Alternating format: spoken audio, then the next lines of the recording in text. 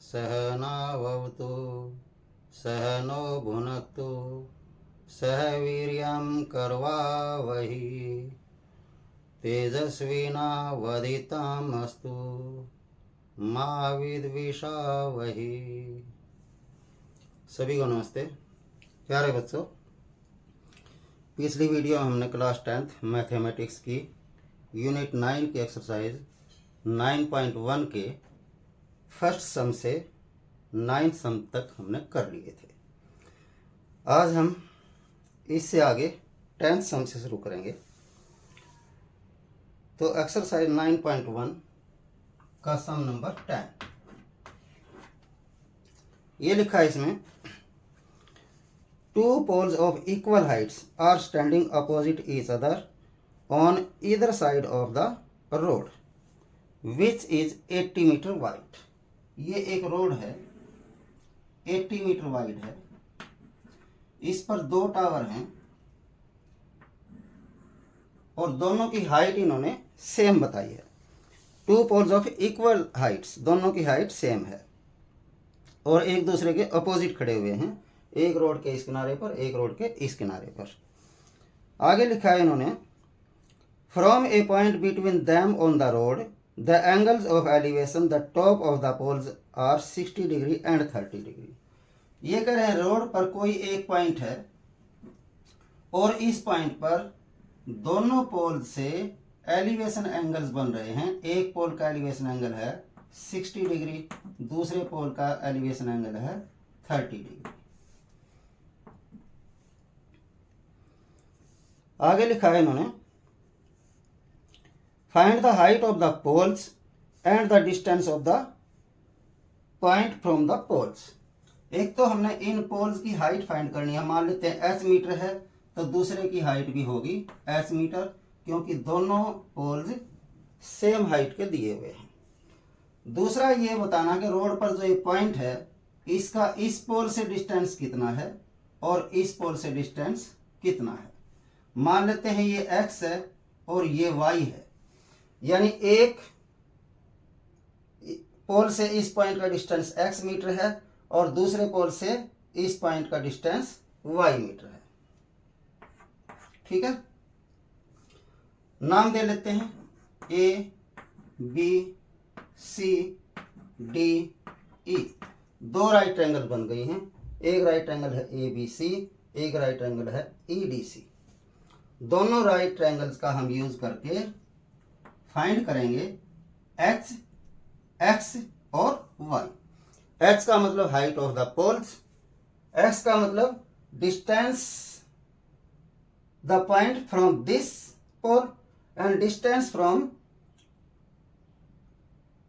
Point this pole. इस pole से इस पॉइंट का डिस्टेंस और इस पोल से इस पॉइंट का डिस्टेंस, ये x और y है, ये हमने फाइंड करना है। तो दो राइट ट्रायंगल बन गई हैं, दोनों का यूज करते हैं। In right triangle ABC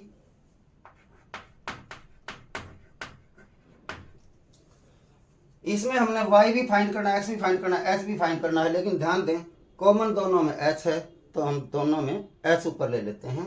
h का मतलब है AB अपॉन BC।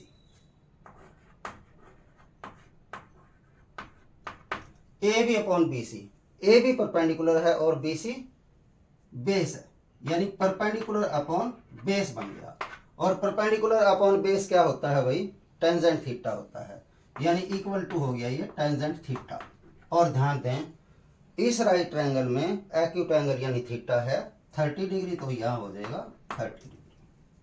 ठीक है, ए बी जो कि हमने एच माना हुआ है, बी सी हमारा, हाँ ये हम कर सकते हैं ऐसे। ध्यान दें, ये एक्स मानते हैं, ये वाई मानते हैं, तो टोटल है हमारा 80 मीटर। तो हम y को फाइंड कर सकते हैं 80 माइनस एक्स। इसको हम ऐसा लिख सकते हैं क्योंकि टोटल ये 80 है, इतना x मानते हैं, तो ये हो जाएगा 80 माइनस एक्स। तो हमारा जो BC है उसको हम लिख सकते हैं 80 माइनस एक्स। ठीक है, इक्वल टू टेंजेंट 30। कोट 30 होता है √3, टेंजेंट 30 उसका अपोजिट, यानी 1/√3। ठीक है, यहाँ एच रख लेते हैं, इसको इधर करेंगे मल्टीप्लाई में हो जाएगा 80 - x अपॉन √3, इसको नंबर 1 डाल करके छोड़ देंगे। अब ये राइट ट्रायंगल लेते हैं। इन राइट ट्रायंगल EDC वही करेंगे हम ED अपॉन DC, और ED अपॉन DC यानी परपेंडिकुलर अपॉन बेस, वो होता है टेंजेंट थीटा, और इस ट्रायंगल का एक्यूट एंगल है 60 डिग्री, यानी थीटा है 60 डिग्री। ठीक है, ED वो हमारा H है, अपॉन DC ये हमारा X है, इक्वल टू टेंजेंट 60 यानी √3। ठीक है, टेंजेंट 31/√3 होता है, टेंजेंट 60 √3 होता है। ठीक है भाई, ओके। तो H इक्वल टू क्या हो जाएगा, X को इधर करेंगे तो √3x हो जाएगा, इसको नंबर 2 डाल देते हैं। फिर लिखते हैं वही जो हम हर सवाल में ऐसे करते हैं, जिसमें ये दो वैल्यू आ जाती हैं, दो पॉइंट हो जाते हैं, फ्रॉम 1 and 2।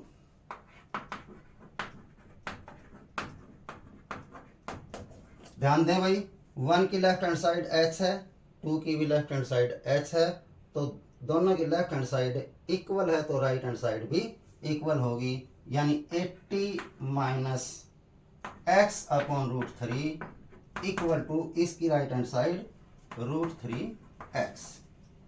अब इसको सॉल्व करके हम x की वैल्यू फाइंड कर सकते हैं।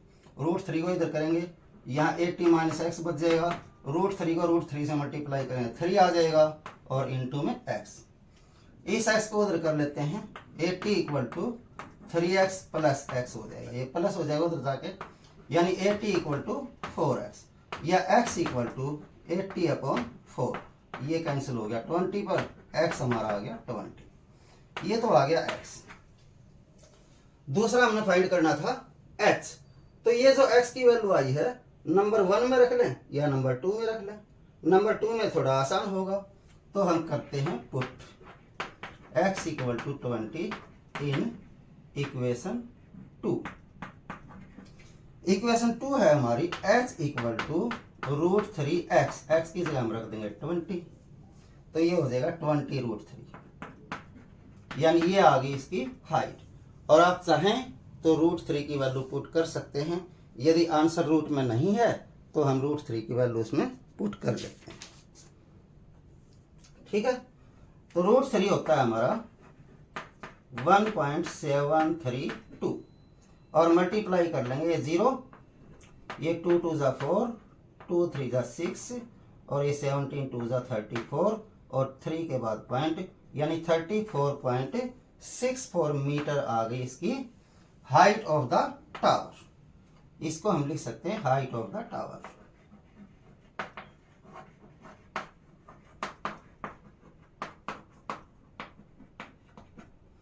Equal to 34.64 metre.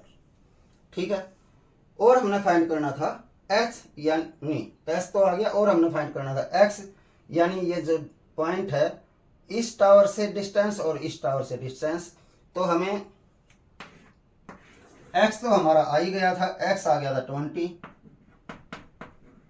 और ये जो y था ये था 80 - x, यानी 80 - 20 यानी 60। तो डिस्टेंस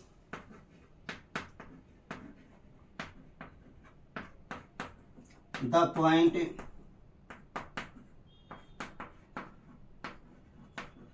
फ्रॉम टावर 1, फर्स्ट से इसका जो डिस्टेंस है वो आ गया 20 metre, and tower 2 equal to वो आ गया 60 मीटर। ठीक है, हमने फाइंड करना था हाइट ऑफ द टावर्स और distance the point from 2 towers. ठीक है, इजी है, आशा समझ आ गया होगा। अब आते हैं 11th सम पर।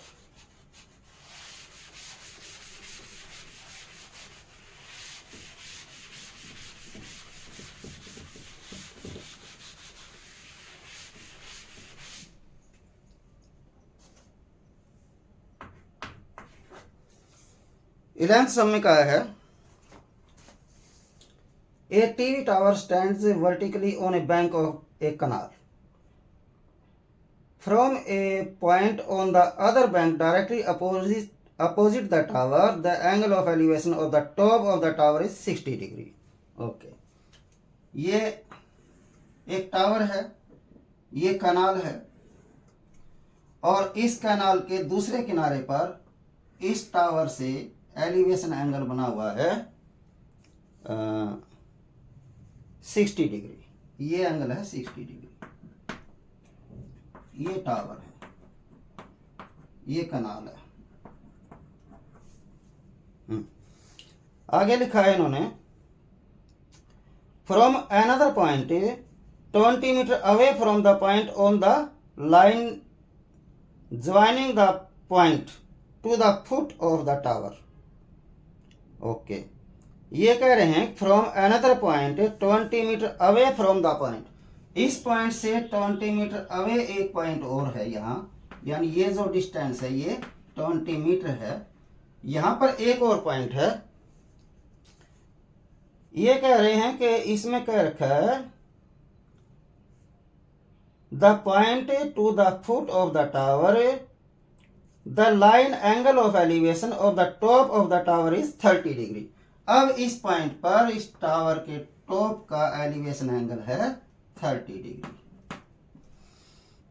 फिर ये कहते हैं find the height of the tower and the width of the canal. एक तो हमने हाइट इसकी फाइंड करनी मान लेते हैं h है, और एक हमने ये डिस्टेंस फाइंड करना है मान लेते हैं x मीटर। ठीक है, विड्थ ऑफ द टावर मान लिया x है। फिर से दो राइट एंगल बन गए हैं भाई। एक राइट एंगल है ABC, एक राइट एंगल है ABD। इन दोनों राइट ट्रायंगल्स का यूज करके हमने हाइट भी फाइंड करनी है और विड्थ ऑफ द कैनाल भी फाइंड करनी है। तो दोनों राइट ट्रायंगल लेते हैं बारी बारी से। उससे पहले ये देख लें, जो ये राइट ट्रायंगल है इसका बेस है x मीटर, और जो राइट ट्रायंगल ABD है उसका जो बेस है वो यहाँ से यहाँ तक है, और यहाँ से यहाँ तक 20 ये है, x ये है, यानी 20 प्लस x हो जाएगा। यानी जो D से B तक का डिस्टेंस है वो 20 प्लस x है, यानी D भी 20 प्लस x है। तो लेते हैं दोनों राइट ट्रायंगल्स। पहले लेते हैं राइट ट्रायंगल ABC। इन राइट ट्रायंगल ABC S दोनों में कॉमन है तो हम S ऊपर रख लेते हैं, यानी AB अपॉन BC करते हैं। AB अपॉन BC होगा perpendicular upon base, perpendicular upon base, और परपेंडिकुलर अपॉन बेस होता है हमारा टेंजेंट थीटा, टेंजेंट थीटा, और इसका थीटा कितना है भाई 60 डिग्री है। ठीक है, अब टेंजेंट 60 की वैल्यू तो आप लोगों को पता ही है। AB हमारा h है और BC हमारा यहां से यहां तक x है, इक्वल टू टेंजेंट 60 होता है √3। तो h इक्वल टू x को इधर करेंगे √3x आ जाएगा, इसको नंबर 1 डाल देंगे, यहीं छोड़ देंगे। अब लेते हैं राइट ट्रायंगल ABD। इसमें भी वही करेंगे, हम AB ऊपर लेंगे और ये जो BD है ये नीचे लेंगे।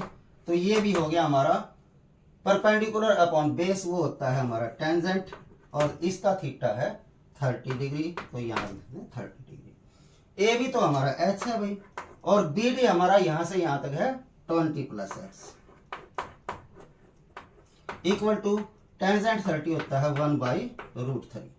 तो h इक्वल टू हो जाएगा, इसको उधर करेंगे तो मल्टीप्लाई हो जाएगा 20 प्लस x अपॉन √3। इसको नंबर 2 डाल देंगे। फिर से वही फ्रॉम 1 एंड 2। 1 की लेफ्ट हैंड साइड h है, 2 की भी लेफ्ट हैंड साइड h है, तो दोनों की राइट हैंड साइड भी इक्वल होगी, यानी √3x equal to √3x equal to 20 plus x upon √3। ठीक है, √3 को इधर करते हैं तो x इक्वल टू हो जाएगा 20 प्लस x अपॉन में √3 इधर जाके मल्टीप्लाई हो जाएगा नीचे, तो हो जाएगा 3। अब 3 को इधर करते हैं तो ये हो जाएगा 3x equal to 20 plus x, x को इधर करो भाई, 3x minus x equal to 20, ये बच गया 2x इक्वल टू 20, तो x इक्वल टू आ गया 20/2 यानी 10। ये आ गई हमारी x की वैल्यू। x जो था वो था विड्थ ऑफ द कैनाल, यानी विड्थ ऑफ द कैनाल तो आ गई हमारी 10 मीटर। और हमने s भी फाइंड करना है, तो इक्वेशन 1 या इक्वेशन 2 में हम x की वैल्यू पुट कर देते हैं। Put x equal to 10 in equation 1 में रखते हैं क्योंकि 1 छोटी इक्वेशन है। तो h इक्वल टू हो जाएगा √3x, √3x, x आ गया हमारा 10। और यदि हम √3 की वैल्यू पुट करते हैं 1.732 इंटू 10 और मल्टीप्लाई कर देंगे तो ये हो जाएगी मल्टीप्लाई और 3 के बाद पॉइंट यानी 17.32। इसका मतलब आ गया हाइट ऑफ द टावर, जो कि हमने h मानी थी, और h आ गया हमारा 17.32 मीटर। और विड्थ ऑफ द कैनाल,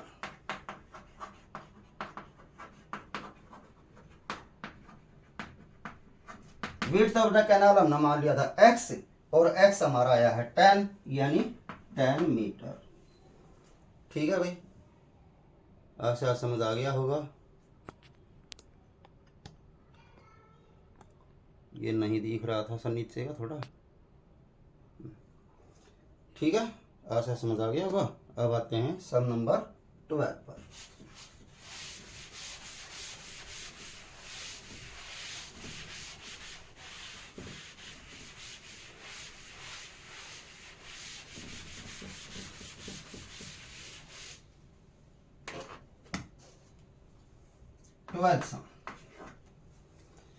इसमें लिखा है from the top of a 7 metre high building the angle of elevation of the top of a cable tower is 60 degree and the angle of depression of its foot is 45 degree, determine the height of the tower. एक building है भाई, 7 metre high building है और एक tower है, और ये कहते हैं from the top of the building the angle of elevation of the top of the cable tower.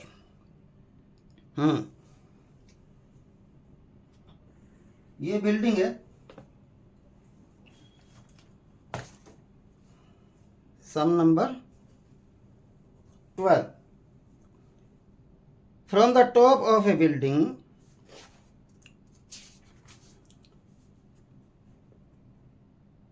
from the top of a 7 meter high building the angle of elevation of the top of a cable tower। अच्छा, जो 7 metre high building है उससे elevation angle बनता है। ध्यान दें भाई, यदि ये बिल्डिंग है और इसके टॉप से टावर के टॉप पर एलिवेशन एंगल बन रहा है, तो इसका मतलब इसके टॉप से हम ऊपर देख रहे हैं, इसका मतलब जो टावर है वो इस बिल्डिंग से ऊंचा है, तभी तो इसके टॉप से इसके टॉप पर एलिवेशन एंगल बनेगा। ये जो एलिवेशन एंगल है ये इन्होंने 30 डिग्री कहा है, 7 मीटर हाई बिल्डिंग है।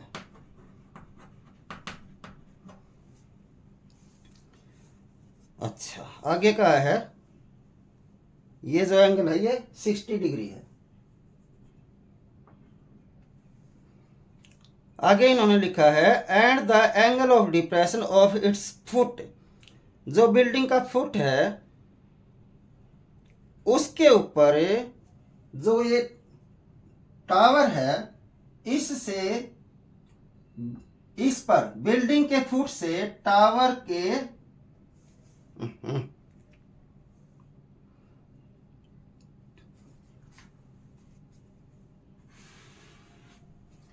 टावर के टॉप पर बिल्डिंग के फुट से angle of depression, depression angle कब बनता है? जब हम नीचे से, जब हम ऊपर से नीचे देखते हैं। ध्यान दें भाई, इस सवाल को एक बार फिर से इसका डायग्राम थोड़ा सा अच्छा बनाते हैं। डायग्राम समझ आ जाता है तो सवाल बहुत ही इजी हो जाता है। ये कह रहे हैं from the top of a 7 metre high building. ये 7 मीटर हाई बिल्डिंग है।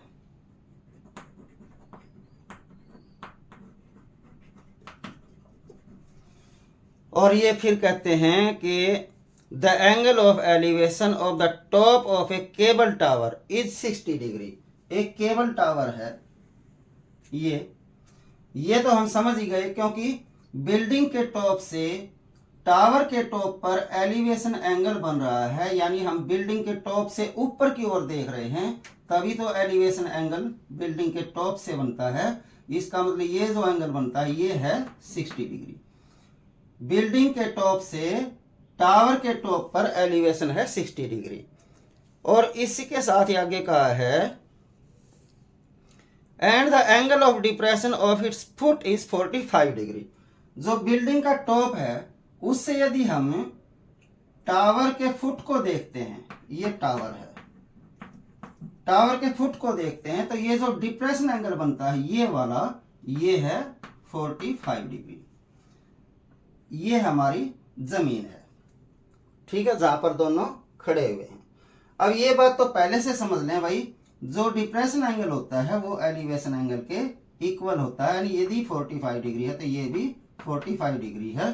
क्यों होता है ये मैंने समझाया था कि ये जो जमीन पर स्ट्रेट लाइन है इसके पैरेलल ये लाइन होती है। जब हम इसके दोनों को इसके टॉप से जब हम एलिवेशन एंगल बनाते हैं तो एलिवेशन एंगल पहले तभी बनता है जब हमारी पहले नजर हो बिल्कुल सामने, यानी स्ट्रेट लाइन में, यानी यहाँ पर 90 डिग्री बनता हो, और फिर हम ऊपर की तरफ देखते हैं तब एलिवेशन एंगल बनता है। या उल्टा कह लें, पहले हमारी लाइन बिल्कुल साइड, आंखों का जो साइड है बिल्कुल सामने है, फिर हम नीचे की तरफ देखते हैं तब वो डिप्रेशन एंगल बनता है। तो ये जो लाइन है ये पैरेलल होती हैं, और ये ट्रांसवर्सल लाइन है, तो ये जो अल्टरनेट एंगल होते हैं ये इक्वल होते हैं, इसीलिए एलिवेशन एंगल और डिप्रेशन एंगल्स इक्वल होते हैं। यानी ये 45 है तो ये भी 45 डिग्री होगा। आगे इन्होंने कहा है determine the height of the tower. इसकी हाइट हमने फाइंड करनी है। टावर मान लेते हैं x मीटर है, यहां लिख सकते हैं आप लोग let the height of the tower is equal to x metre. अब हम नाम रखते हैं A, B, C, D, E।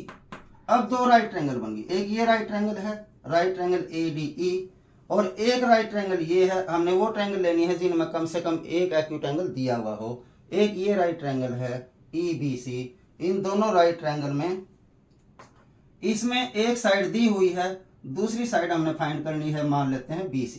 BC x है। अब जितना BC है उतना ही DE भी है, वो भी मान लेते हैं x।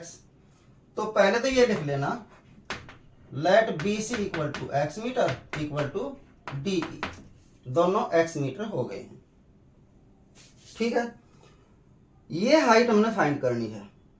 तो यदि हमारे पास इस ट्रायंगल में ये साइड हो हमारे पास, तो हम इतना फाइंड कर सकते हैं, इतना, ठीक है। और यदि ये इतना आ जाएगा तो उसमें ये ऐड कर देंगे। ये हमें पता है ये 7 मीटर है तो ये भी 7 मीटर है। ये क्यों है भाई, ये पैरेलल लाइंस हैं, और पैरेलल लाइंस का हर जगह से डिस्टेंस इक्वल होता है। यानी यदि CE 7 मीटर है तो BD भी 7 मीटर होगा।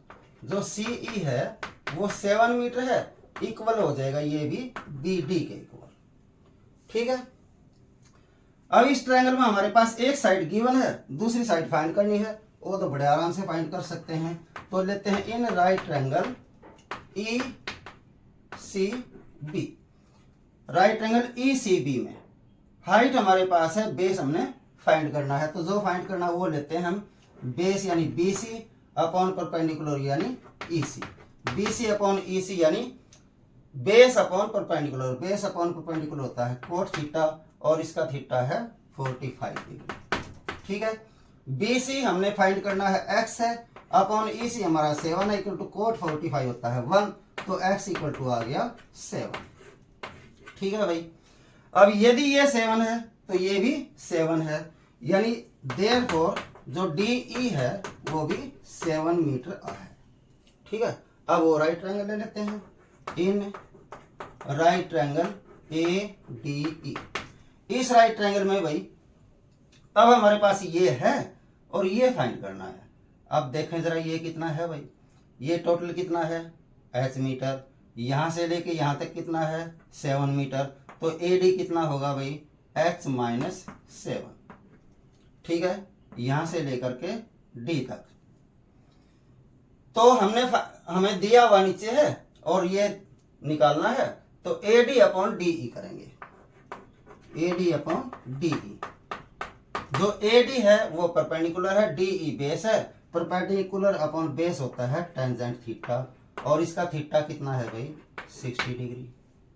ठीक है, AD कितना है भाई h माइनस 7 अपॉन DE कितना है 7, ये निकाल लिया था हमने, इक्वल टू टेंजेंट 60 होता है √3। ठीक है, ये h माइनस 7 अब यहाँ रखते हैं, इक्वल टू में ये अपॉन 7 इधर जाके मल्टीप्लाई हो जाएगा, यानी 7√3 हो जाएगा। ठीक है, या h इक्वल टू क्या आ जाएगा 7√3, इसको इधर करेंगे प्लस 7। ठीक है भाई, तो h इक्वल टू 7 कॉमन ले लें तो 1.732, या अभी तो कॉमन ले रहे हैं, अभी ऐसे कैसे √3 प्लस यहाँ से बच जाएगा 1, या h इक्वल टू 7 इंटू इसकी वैल्यू पुट करते हैं 1.732 प्लस 1, यानी h इक्वल टू 7 इंटू इसको ऐड करते हैं 2.732 और मल्टीप्लाई कर देते हैं भाई। 7 दूनी 14, 1 असल 7 21 और 1 22, 2 असल 7 7 49, 2 51, 5 असल 7 दूनी 14 5 19 और 3 के बाद पॉइंट, यानी ये जो h है ये हमने माना था हाइट ऑफ द टावर, तो लिख देते हैं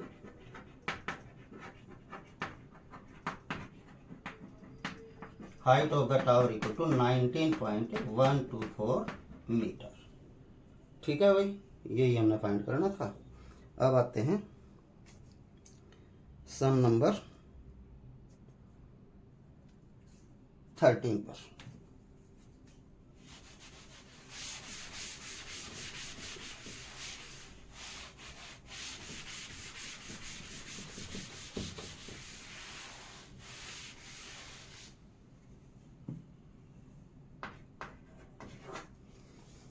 थर्टीन सम में लिखा है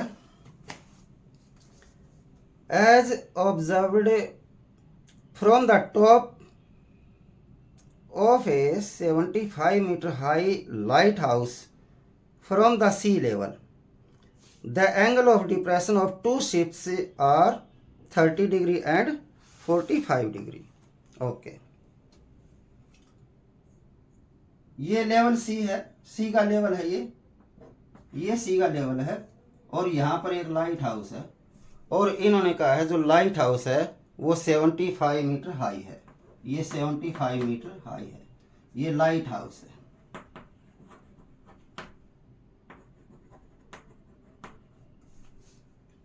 फिर से पढ़ लेते हैं। As observe from the top of a 75 metre high lighthouse from the sea level the angles of depression of two ships are 30 and 45 degree. If one ship is exactly behind the other on the same side of the lighthouse, इस light house के same side में दो ships हैं, मान लेते हैं एक ये है और एक ये है, एक ही साइड में है दोनों और एक ही लाइन में है। ये कह रहे हैं एंगल ऑफ डिप्रेशन इन दोनों पॉइंट्स पर जो है लाइट हाउस है इसके टॉप से इन पर एंगल ऑफ डिप्रेशन, यानी यदि हम ऊपर से नीचे देखते हैं, ऊपर से नीचे देखते हैं इन दोनों पॉइंट पर, तो ये एंगल ऑफ डिप्रेशन जो हैं ये बनते हैं 30 एंड 45 डिग्री। ध्यान दें भाई, ये 30 डिग्री और ये 45 डिग्री। अब ये तो तुम्हें पता ही है, यदि ये एंगल ऑफ डिप्रेशन 45 है तो ये एंगल भी होगा 45, एंगल ऑफ एलिवेशन ये 30 डिग्री है तो ये एंगल भी होगा 30 डिग्री, क्योंकि एंगल ऑफ डिप्रेशन और एंगल ऑफ एलिवेशन इक्वल होते हैं। फिर उन्होंने कहा है find the distance between the two ships. ये जो शिप्स हैं इनके बीच का डिस्टेंस कितना है ये हमने फाइंड करना है। मान लेते हैं x मीटर है। ठीक है भाई, ये शिप नंबर 1 है और ये शिप नंबर 2 है। ठीक है, ये डिस्टेंस हमने फाइंड करना है। ये हाइट दी हुई है, नाम रख लेते हैं ए बी सी डी। एक राइट ट्रायंगल बन गई ए बी सी, एक राइट ट्रायंगल बन गई A B D. Right triangle A B C का एक्यूट एंगल है 45 degree, right triangle A B D का एक्यूट एंगल है 30 डिग्री। दोनों का यूज करके हमें x फाइंड करना है। लेकिन ध्यान दें भाई, ये जो x है पूरी साइड कोई सी भी राइट ट्रायंगल की नहीं है, इसलिए हमें बाकी का हिस्सा भी मानना पड़ेगा। मान लेते हैं यहां से यहां तक ये y है, तब ये यहां से यहां तक टोटल कितना हो जाएगा x प्लस y हो जाएगा। ठीक है, इतना x और इतना y है। अब right triangle A B C का जो बेस है वो y है और राइट ट्रायंगल जो ए बी डी है उसका बेस है x प्लस वाई। लेकिन हमें सिर्फ x फाइंड करना है, y फाइंड नहीं करना है। ठीक है, तो दोनों राइट ट्रायंगल लेंगे, उन्हीं का यूज करेंगे। In right triangle A B C लेते हैं। पहले right triangle A B C में हमने y फाइंड करना है और ये दिया हुआ है तो हम y अपॉन ये करेंगे, यानी B C upon A B करेंगे।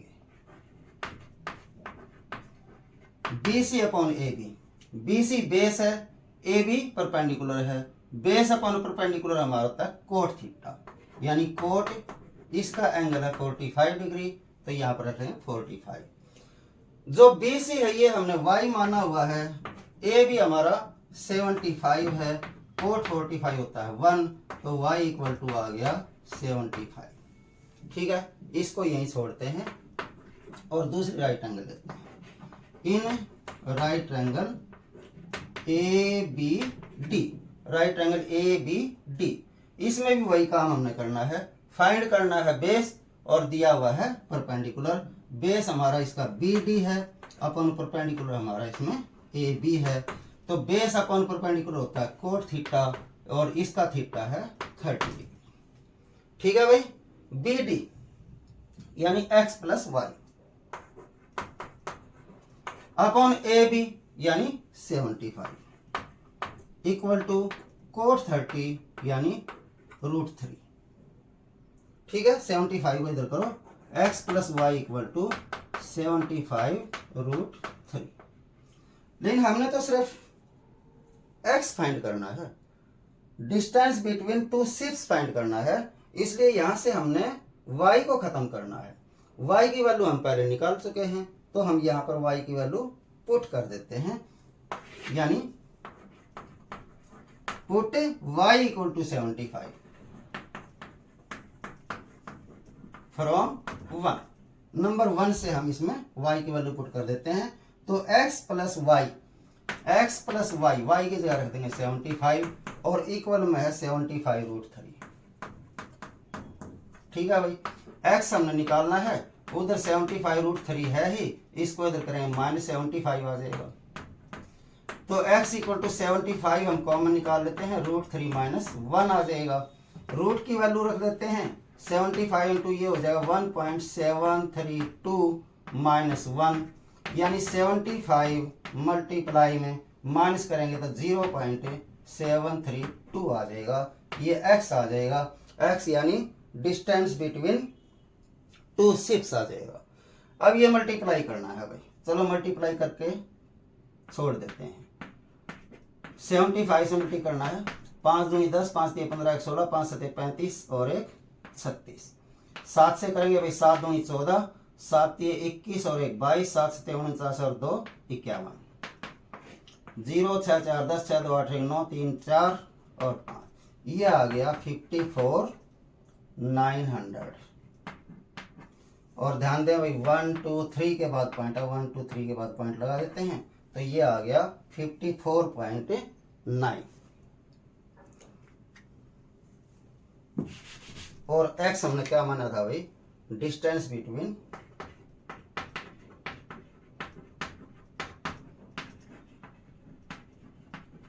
2.26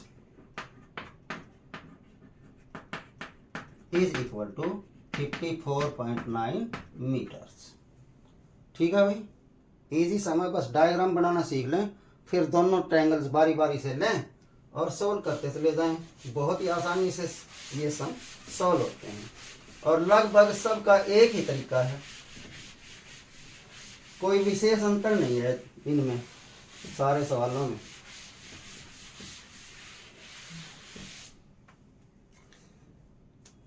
तो सम नंबर 14,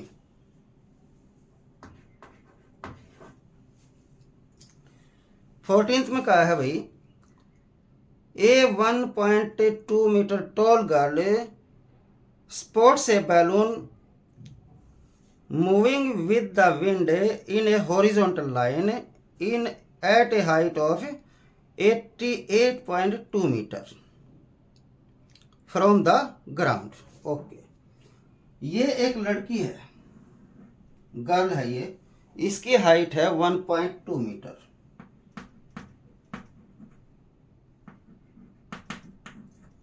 और ये ग्राउंड है। इस ग्राउंड से यहां एक बैलून उड़ रहा है 88.2 मीटर हाई। ये जो बैलून है ये, इसकी यहां से ग्राउंड से हाइट है 88.2 मीटर।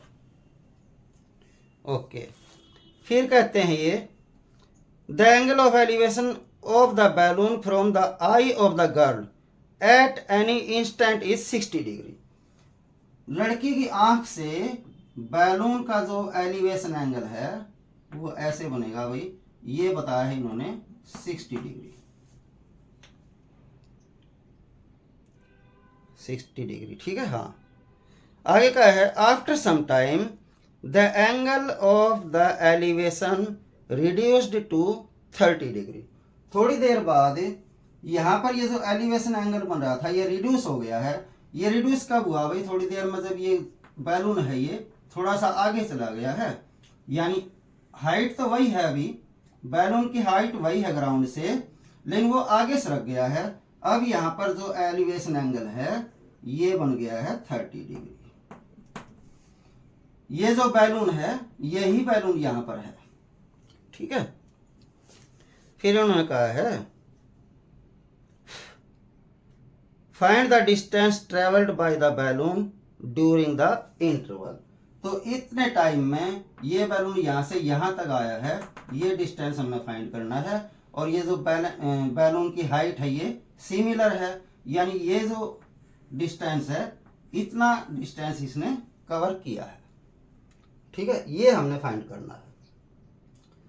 जबकि ये 88 मीटर है, ये भी 88.2 मीटर है, ये भी 88.2 है, ये भी 88.2 मीटर है। और जो गर्ल्स है, गर्ल की हाइट है 1.2 मीटर, यानी यहाँ से यहाँ तक ये 1.2 मीटर है, और ऐसे ही यहाँ से यहाँ तक भी ये 1.2 मीटर है, ठीक है। अब हमने देखनी है दो राइट ट्रायंगल कौन सी बनी है। एक राइट ट्रायंगल बनी है, ये नाम लेते हैं भाई, ये ए है, ये बी है, ये सी है, ये डी है और ये ई है। एक राइट ट्रायंगल बन गई ए बी सी, ये वाली राइट ट्रायंगल जिसका एलिवेशन एंगल है 30 डिग्री।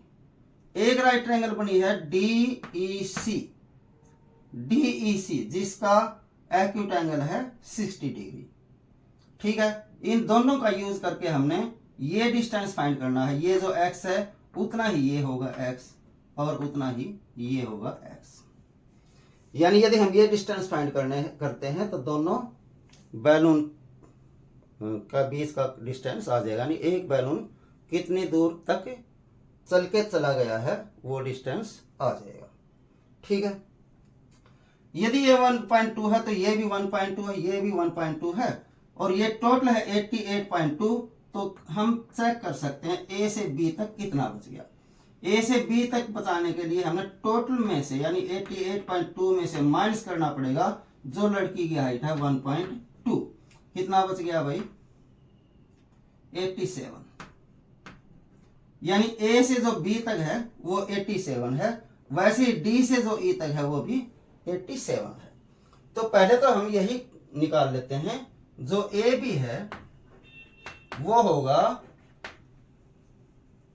यहां से यहां तक, डी ई आ गया हमारा एफ जी, ठीक है, ए एफ माइनस ये जो नीचे लड़की की हाइट है बी एफ, ठीक है, और ए एफ हमारा टोटल यानी 88.2 माइनस बी एफ यानी हाइट ऑफ गर्ल 1.2, ये बच गया 87 मीटर, ठीक है। और जितना ये आया है उतना ही ये भी है, डी ई भी है, ठीक है भाई। अब हमारे पास जो दो ट्रायंगल्स हैं उनका यूज करके हम एक्स की वैल्यू फाइंड करते हैं। इसमें एक बात और ध्यान दे लें, ट्रायंगल ए बी सी का जो बेस है वो इतना तो एक्स है, बाकी कितना है हमें ये नहीं पता है।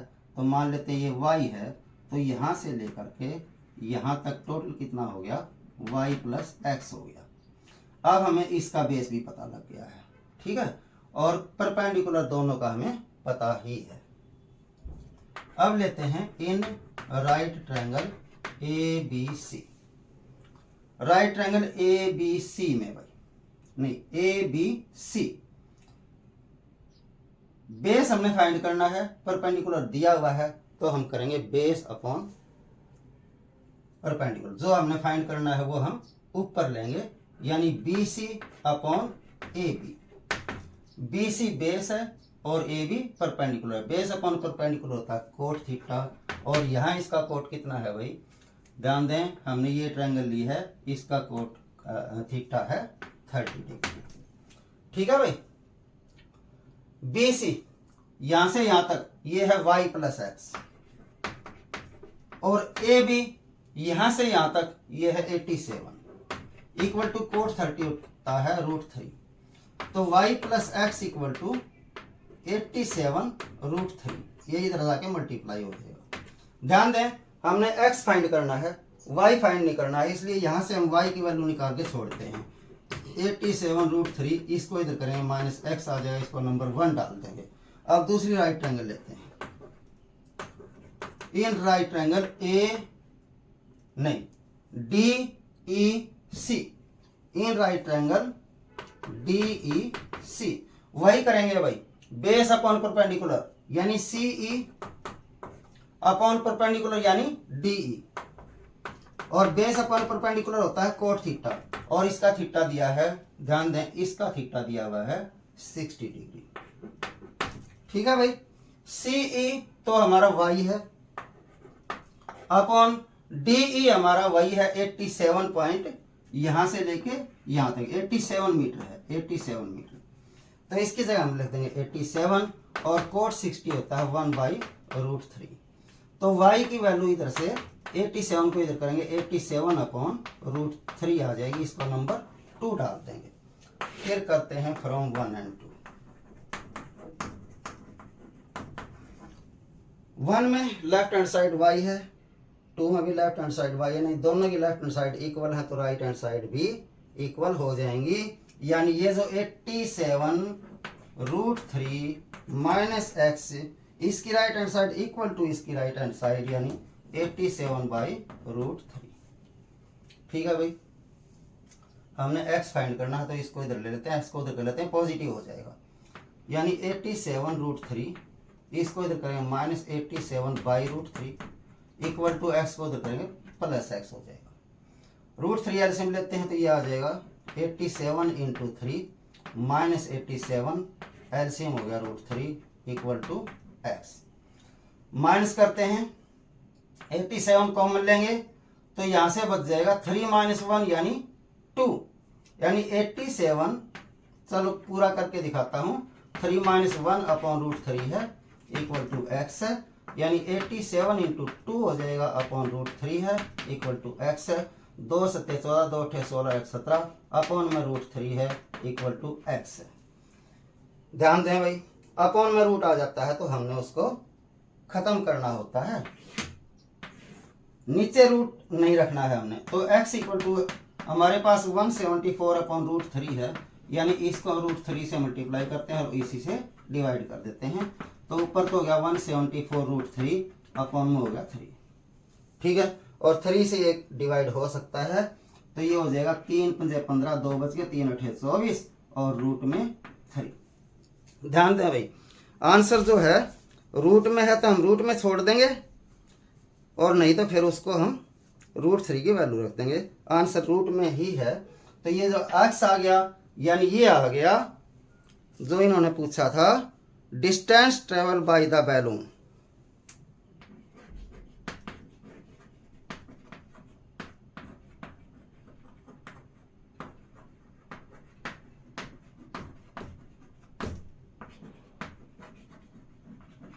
Is equal to 58√3 metre. ठीक है भाई। ये लड़की थी, इसने देखा कि एक गुब्बारा उड़ रहा है 88.2 मीटर हाइट पर ग्राउंड से। फिर ये जो थोड़ी देर में फिर ये जो लड़की की आंख है उस पर इस गुब्बारे का एलिवेशन एंगल बना हुआ था 30 डिग्री। एलिवेशन एंगल लिखा था ना, हाँ 60 डिग्री। फिर ये कहते हैं कि थोड़ी देर बाद इसकी आंख पर एंगल बनता है 30 डिग्री। इसका मतलब गुब्बारे ने कुछ डिस्टेंस कवर कर लिया है। फिर कहते हैं कि ये जो डिस्टेंस कवर किया है ये फाइंड करो। ये जो डिस्टेंस कवर किया है ये फाइंड कर लेते हैं। कैसे करना है भाई, पहले तो ये ध्यान दें, ये 1.2 मीटर हाइट है और ये 88.2 मीटर हाइट है। तो हमने तो उनकी हाइट देखनी है जिनसे कोई राइट ट्रायंगल बनती है। तो राइट ट्रायंगल बनती है ये ABC, इसकी हाइट हमें पता करनी है। तो टोटल हाइट में से हम ये 1.2 माइनस कर लेते हैं, 87 आता है। और बिल्कुल क्योंकि ये पैरेलल में है तो इसकी भी हाइट आ जाएगी 87 मीटर। दूसरा हमें बेस चाहिए है। पहले तो हम ये मान लेते हैं कि इसने जो डिस्टेंस कवर किया वो x है, यानी ये भी x है और ये भी x है। ये आ गया इसका बेस और इसका बेस मान लेते हैं हम y। तो टोटल ये हो गया हमारा y प्लस x, यानी जो ट्रायंगल ABC बनेगी उसका बेस हो गया BC यानी y प्लस x। जो ट्रायंगल DEC है उसका बेस हो गया y, यहां से यहां तक। ठीक है, अब हमें दो राइट ट्रायंगल पता है और उनकी एक साइड की तो लेंथ हमें पता है, दूसरी साइड में एक्स वाई हैं वो हमने फाइंड करने हैं। तो दोनों ट्रायंगल्स को बारी बारी से लेते हैं। एक ट्रायंगल से y की वैल्यू फाइंड करके छोड़ देते हैं, दूसरे ट्रायंगल को जब सॉल्व करते हैं तो वहां भी y की वैल्यू आ जाती है। दोनों को हम तुलना करते हैं तो दोनों की एक साइड जो है इक्वल आ गई है तो दूसरी साइड भी इक्वल होगी। दोनों को जब तुलना करते हैं तो दोनों साइड इक्वल लिख करके सॉल्व करते हैं। कैलकुलेट करने के बाद x की जो वैल्यू आ जाती है वही हमने फाइंड करनी थी, यानी distance travelled by the balloon is equal to 58√3 metres. ठीक है, आशा समझ आ गया होगा। अब आते हैं 15वां सवाल।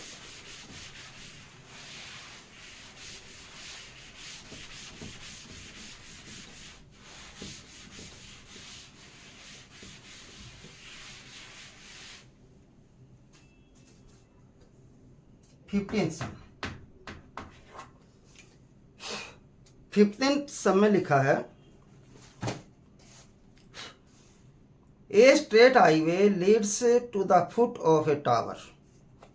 Okay, a man standing at the top of the tower observes a car at the angle of depression of 30 degree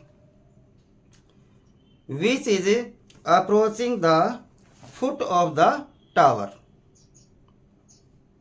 okay, with a uniform speed, एक ही स्पीड से एक कार टावर की ओर आ रही है, जबकि किसी आदमी ने देखा है ए man standing at the top of a tower observes a car at the angle of depression of 30 degree.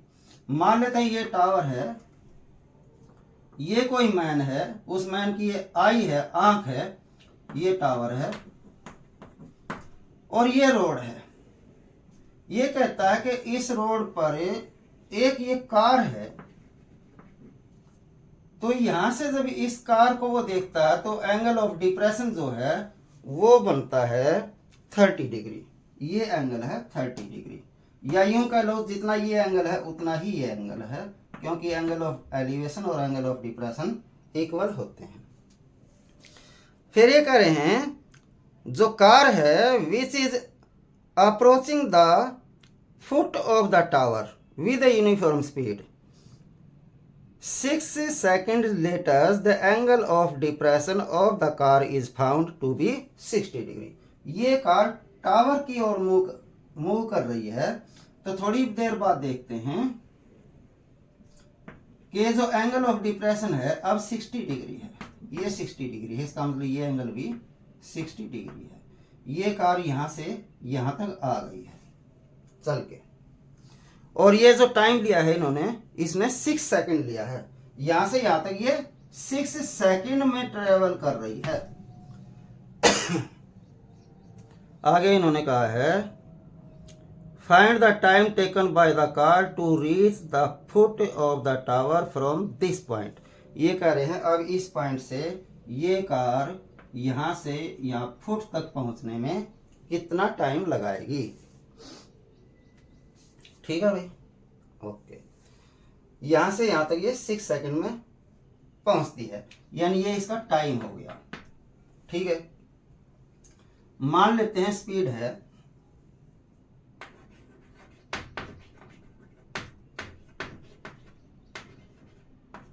Speed of the car is equal to है S for speed, S metre पर सेकंड। पर second क्यों मार रहे हैं, क्योंकि जो हमारे पास टाइम है वो सेकंड्स में है। ठीक है भाई, अब ये बताओ 6 सेकंड में वो यहां से यहां तक पहुंचती है, तो उसने कितना डिस्टेंस कवर किया, यानी देयरफॉर डिस्टेंस इक्वल टू क्या होता है, distance equal to time into speed. Time है 6 और स्पीड हमने मान ली है s, यानी 6s मीटर जो है उसने यहां से यहां तक डिस्टेंस कवर किया है, यानी ये हो गया 6s यहां से लेके यहां तक। ठीक है भाई, अब मान लेते हैं कि जो बाकी का जो डिस्टेंस है वो उसने कवर किया है कुछ टाइम, मान लेते हैं हमने टाइम निकालना है ना। स्पीड तो हमें पता लग गया एस है, टाइम मान लेते हैं यहां से यहां तक ये टी टाइम लगती है, टी मिनट्स लगाती है, सेकंड लगाती है, टी सेकंड। ठीक है, यहां से यहां तक ये टी सेकंड लगाती है। तो यदि हम इसका नाम दे लें ए बी सी डी, तो ये जो सी से बी तक पहुंचने में है ये टी सेकंड का टाइम लगाती है। तो डिस्टेंस क्या होगा भाई, जो बी सी है वो जो डिस्टेंस है वो कितना हो जाएगा, टाइम इनटू स्पीड, यानी टी एस, डिस्टेंस मीटर, यानी यहां से यहां तक ये जो है ये है टी एस। आप चाहें तो इसको टी को कुछ और भी मान सकते हैं, मैंने तो टी इसलिए माना क्योंकि टाइम को हम टी लिख लेते हैं इसलिए। ठीक है भाई, यानी यहां से यहां तक तो है टी एस, यहां से यहां तक है 6s। तो अब जरा बता दो डी से लेकर के बी तक कितना हो गया भाई, 6s प्लस ये ts। ठीक है, यहां से यहां तक हो गया 6s प्लस ts। ओके, अब जो दो राइट ट्रायंगल हैं हमारी, एक राइट ट्रायंगल है ए बी सी, इसका यूज करते हैं, एक राइट ट्रायंगल है ए बी डी, इसका यूज करते हैं। और ध्यान दें हमने यहां निकालना है डिस्टेंस, कितने टाइम में डिस्टेंस कवर हुआ है। ये इन्होंने कहा है find the time taken by the car to reach the foot of the tower from this point.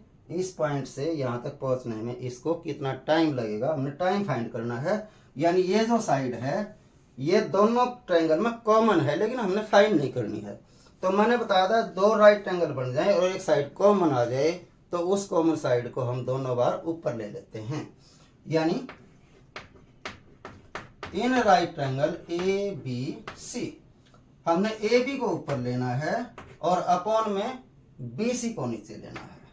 यानी ये आ गया हमारा परपेंडिकुलर अपॉन बेस, और परपेंडिकुलर अपॉन बेस होता है हमारा टेंजेंट थीटा, और इस ट्रायंगल का थीटा है 60 डिग्री। ए बी हमें नहीं पता है, ऐसे कैसे रखना है।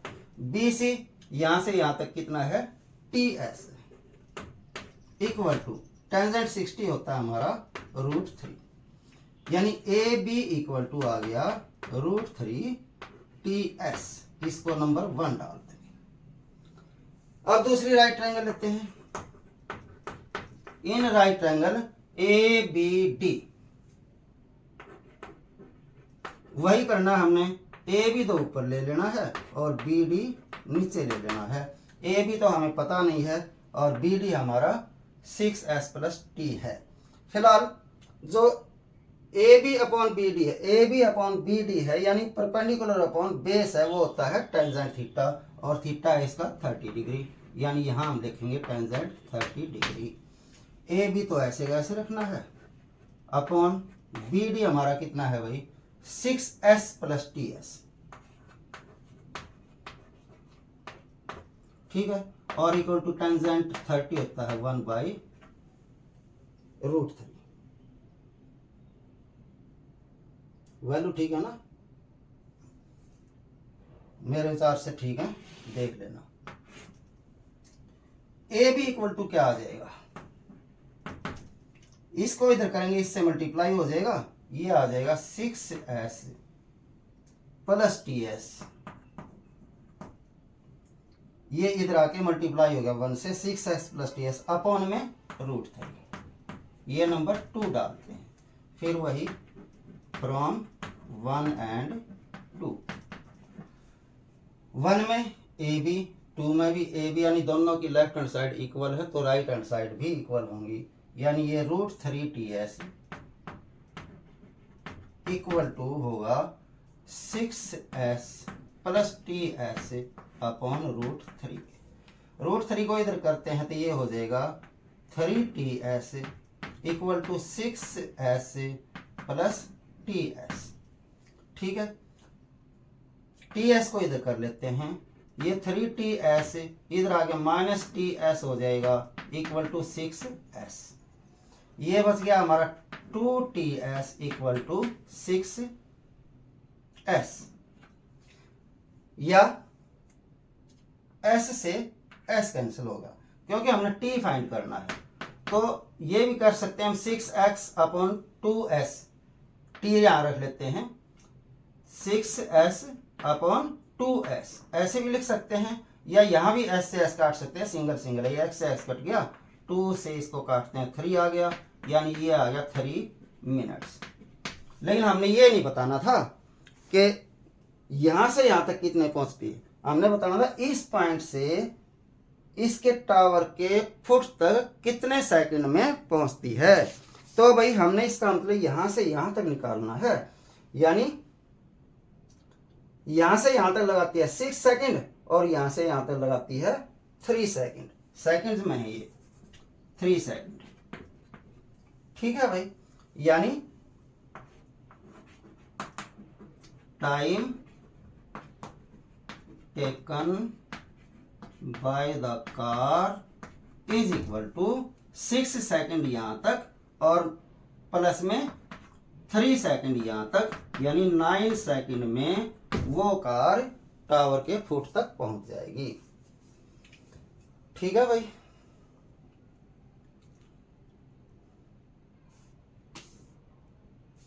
आंसर देखते हैं एक बार, एक सेकंड जरा आंसर चेक कर लो ना।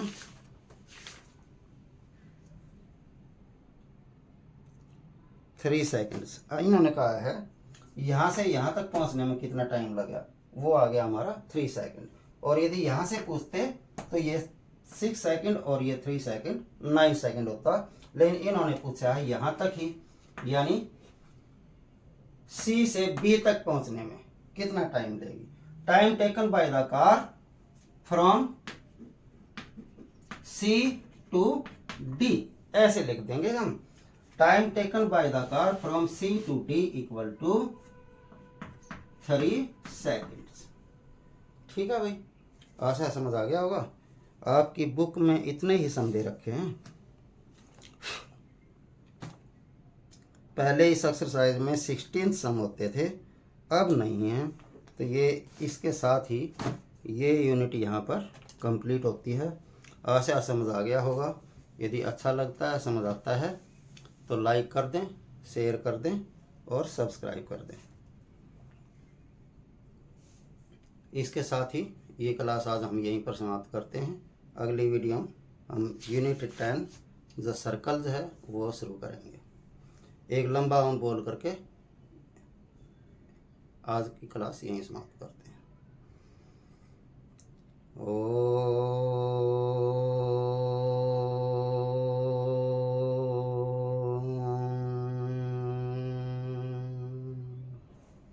सभी को नमस्ते।